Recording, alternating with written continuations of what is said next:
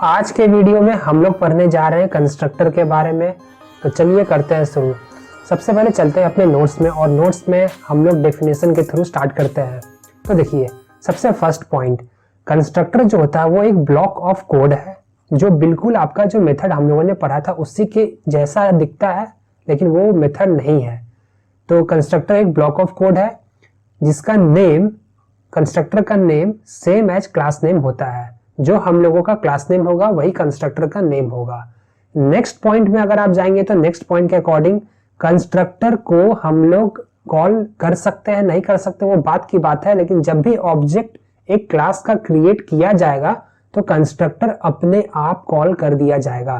जैसे कि मेथड में हम लोगों ने देखा था, मेथड को हम लोग कॉल करते हैं, तो उसी तरीके से जब आप ऑब्जेक्ट किसी भी क्लास का क्रिएट करेंगे तो कंस्ट्रक्टर कॉल अपने आप कर दिया जाएगा।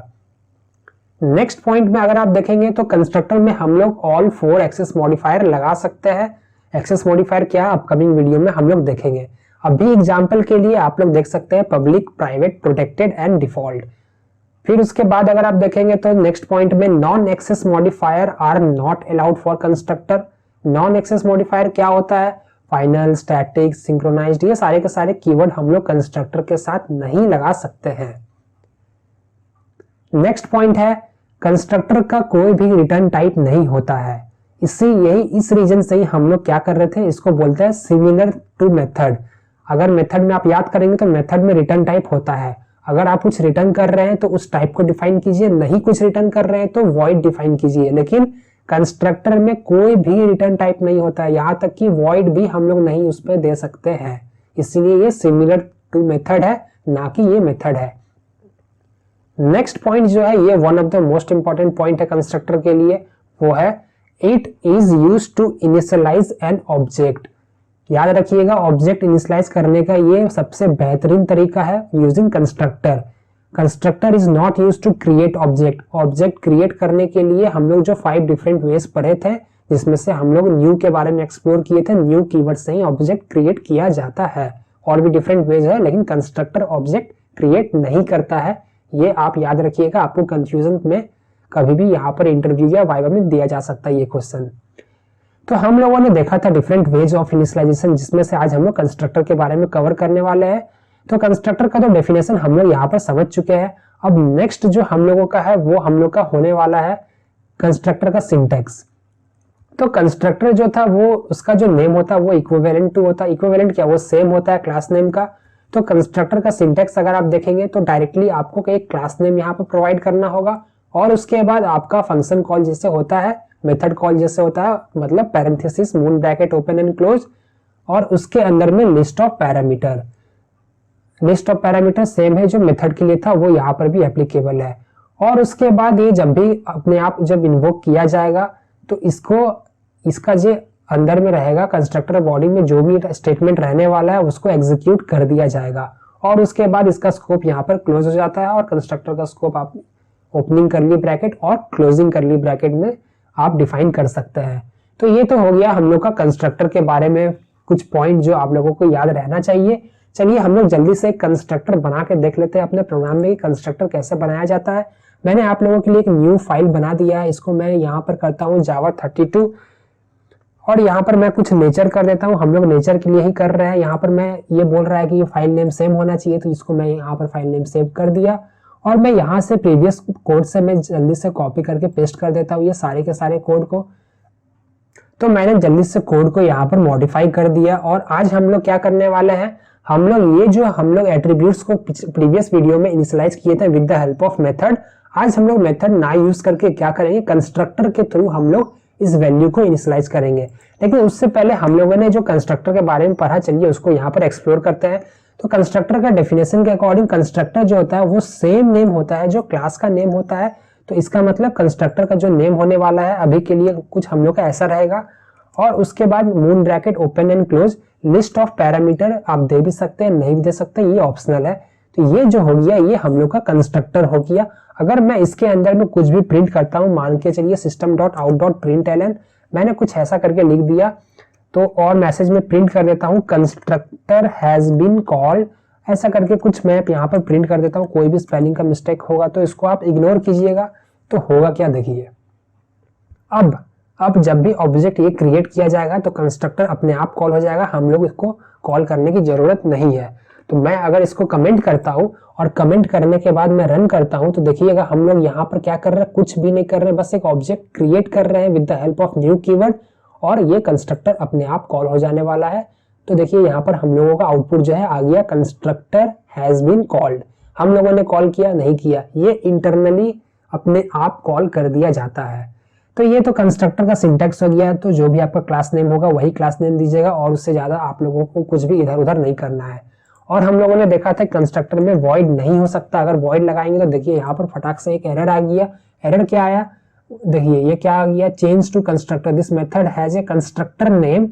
तो ये बोल रहा है कि अगर आप इसको कंस्ट्रक्टर बना के रखे हुए तो ये वॉइड नहीं लगा सकते। वॉइड क्यों नहीं लगा सकते, तो इसका जो रीजन है, इसका सिंपल रीजन है, कंस्ट्रक्टर जो देखिए कंस्ट्रक्टर क्या होता है, ये अपने आप कॉल होता है जब भी ऑब्जेक्ट क्रिएट किया जाता है। तो इस केस में क्या होता है कि जब ये कंस्ट्रक्टर अपने आप कॉल होता है, ये सिमिलर टू है मेथड कॉलिंग। तो मेथड से जो कुछ रिटर्न करते हैं तो वो कहीं ना कहीं पर उसको हम लोग यूज कर सकते हैं। अगर कुछ नहीं रिटर्न कर सकते हैं तो फिर भी वो वापस आता है और जो भी आपका रहेगा प्रोसेस नेक्स्ट कंटिन्यू होने वाला है। लेकिन इस केस में मान लीजिए ये सिस्टम अपने आप कॉल करता है, जेवीएम अपने आप कॉल करता है इसका कंस्ट्रक्टर को, तो वो करेगा क्या, अगर कुछ वैल्यू को रिटर्न भी करने का मान लीजिए नौबत आ गया तो वो वैल्यू जब रिटर्न होगा तो वो वैल्यू इस प्लेस पे आएगा। इस प्लेस पे आने के बाद क्या होगा, न्यू, और उस वैल्यू का कोई मतलब ही नहीं बनता है।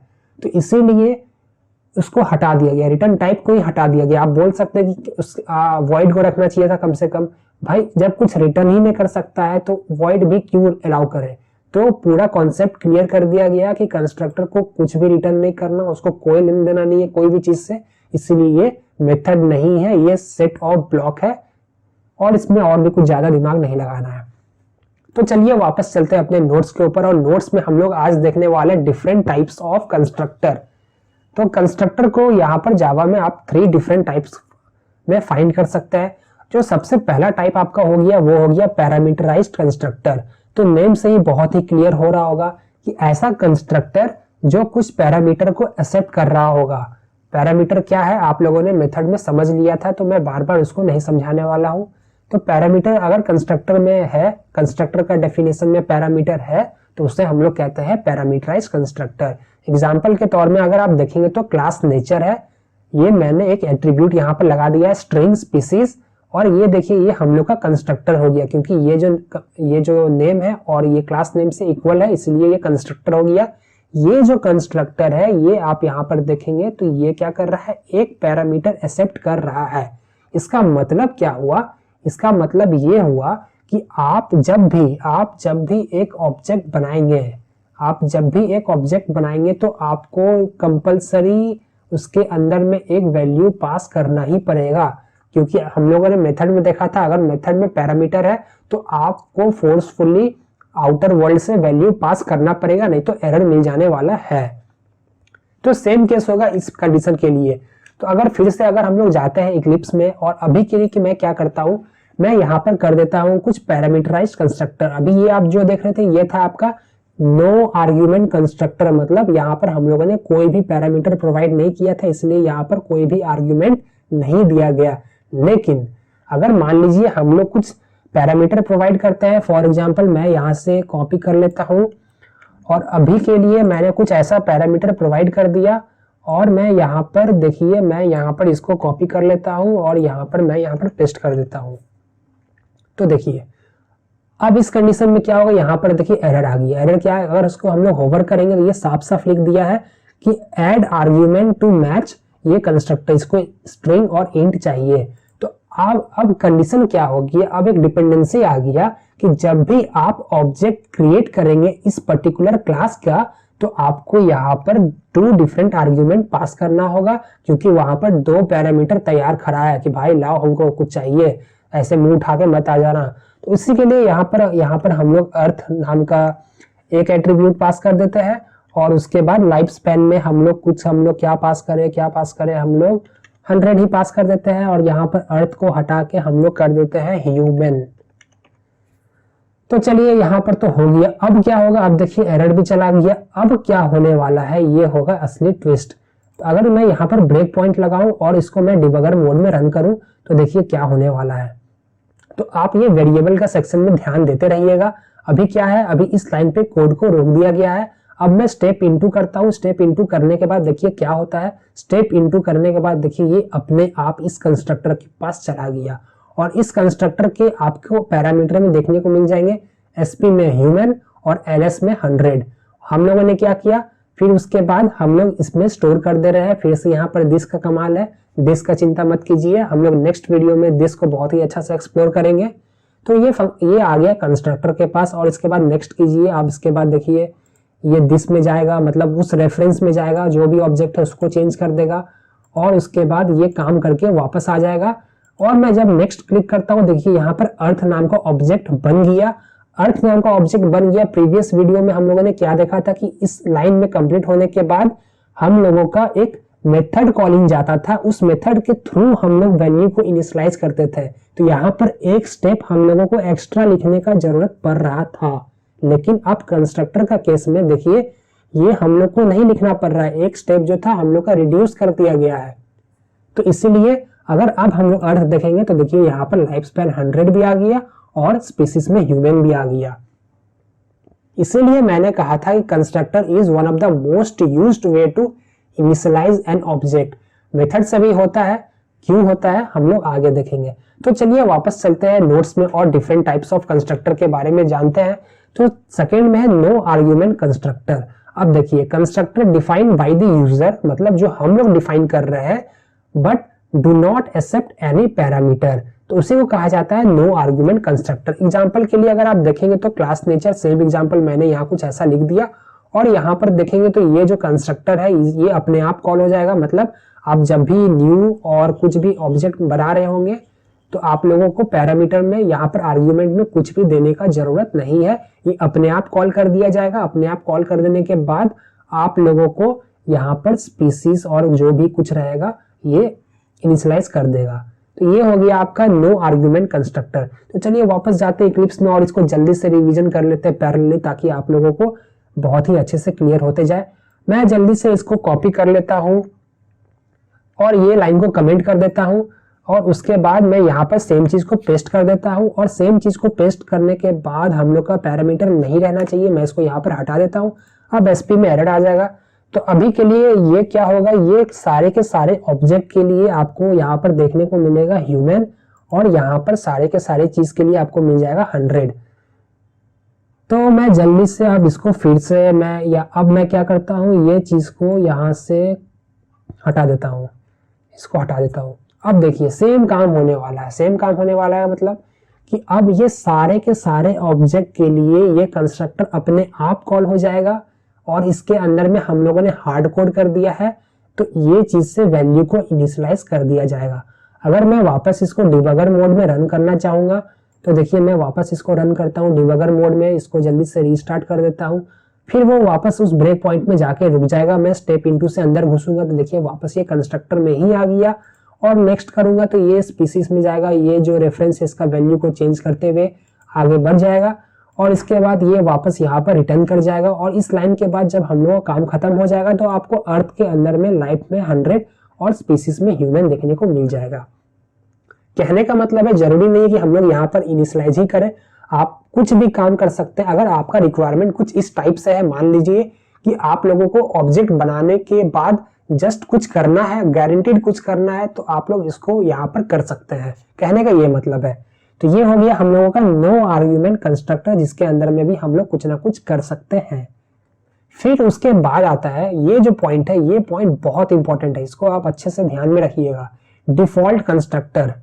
आप देखिए नो आर्ग्यूमेंट कंस्ट्रक्टर और डिफॉल्ट कंस्ट्रक्टर में दोनों में से किसी में आर्ग्यूमेंट नहीं होता है, ना हम लोग को पैरामीटर पास करने की जरूरत पड़ती है। लेकिन दोनों में डिफरेंस क्या है? डिफरेंस ये है कि अगर मैं सबसे पहले इंग्लिश में जाता हूं और यहां पर आपको दिखाता हूं, तो ये केस में देख के बोलिए ये केस में क्या हो रहा है। क्या ये केस में हम लोगों का कोड में कंस्ट्रक्टर है? मतलब ये मैंने कमेंट कर दिया, इसको आप भूल जाइए, ये कमेंट कोई काम का नहीं होता है। प्रैक्टिकली देखेंगे तो क्या आपको यहाँ पर कोई भी कंस्ट्रक्टर देखने को मिल रहा है? मतलब ये नाम का कोई भी ब्लॉक ऑफ कोड, मतलब मेथड जैसा कुछ दिख रहा है आपको यहाँ पर?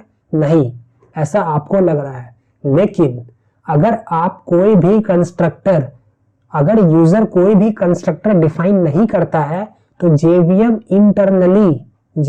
इंटरनली जब भी ऑब्जेक्ट क्रिएट किया जाता है, प्रोग्राम जब रन करता है, तो एक डिफॉल्ट कंस्ट्रक्टर अपने आप इसके अंदर में बना देता है जिसका कोई काम नहीं होता है। कोई काम नहीं होता है ऐसा आपको लग रहा होगा, क्योंकि सोच रहे होंगे कि अगर जेवीएम बना रहा है तो क्यों बना रहा है। तो ये चीज मैं सबसे पहले आपको यहाँ पर रन करके दिखाता हूँ डिबगर मोड में, तो आप लोगों को ज्यादा से ज्यादा समझ में आएगा। अब देखिए हुआ क्या, यहाँ पर तो हम लोगों ने कोई भी कंस्ट्रक्टर नहीं बनाया। इसका मतलब मैं अगर यहाँ पर स्टेप इनटू करूंगा तो कुछ नहीं होना चाहिए, ऐसा आपको लगा। लेकिन ये देखिए ये क्या हुआ कि यहाँ पर लाइफ स्पैन 0 और स्पीसीज को नल कर दिया। तो ये भी वैल्यू को तो इनिशियलाइज किया भाई। ये जो लाइफ स्पैन का वैल्यू आया 0 और इसका वैल्यू आया नल, तो ये अपने आप तो नहीं आ गया, इसको भी इनिशियलाइज किया गया। तो ये जो काम अपने आप नहीं हुआ, कोई ना कोई किया। ये जो किया वो है डिफॉल्ट कंस्ट्रक्टर जो जेवीएम अपने आप बना दिया। डिफॉल्ट कंस्ट्रक्टर का सिर्फ यही काम होता है कि जो भी एट्रीब्यूट्स रहेगा उसमें उसका डिफॉल्ट वैल्यू प्रोवाइड कर दिया जाएगा। मतलब इंट में 0, ऑब्जेक्ट में नल, बाइट में जो भी रहेगा उसका डिफॉल्ट वैल्यू वो प्रोवाइड कर दिया जाएगा। तो ये काम था आपका उस पर्टिकुलर लाइन का। तो अब अगर आप नेक्स्ट करेंगे तो देखिए वो सेम हो गया, इसमें जो भी डिफॉल्ट वैल्यू था तो आप लोगों को देखने को मिल गया। तो ये चीज आप लोगों को पूछा जा सकता है, ये चीज को आप हमेशा याद रखिए, डिफॉल्ट कंस्ट्रक्टर क्या होता है। अगर आप लोग कंस्ट्रक्टर कोई भी क्लास में नहीं बनाते हैं तो जेवीएम इंटरनली आपके लिए बना देता है automatically during the execution of the program. Example में देखेंगे तो ये जो मैंने क्लास बनाया इसमें कोई भी कंस्ट्रक्टर नहीं है, दिखने में ऐसा लग रहा है, लेकिन इंटरनली जेवीएम बना देगा। तो इसीलिए without constructor there is no such class. दिखने में आपको लग सकता है लेकिन इंटरनली कंस्ट्रक्टर दे दिया जाएगा, और कंस्ट्रक्टर का ही काम होता है ऑब्जेक्ट की वैल्यू को इनिशियलाइज करना। नहीं तो ऑब्जेक्ट की वैल्यू इनिशियलाइज नहीं हो सकती है जब ऑब्जेक्ट क्रिएट किया जाता है। तो ये डिफरेंट 3 टाइप्स ऑफ कंस्ट्रक्टर आप लोगों ने यहाँ पर एक्सप्लोर कर लिया, और इसमें ज्यादा दिमाग लगाने की कोई भी चीज नहीं है।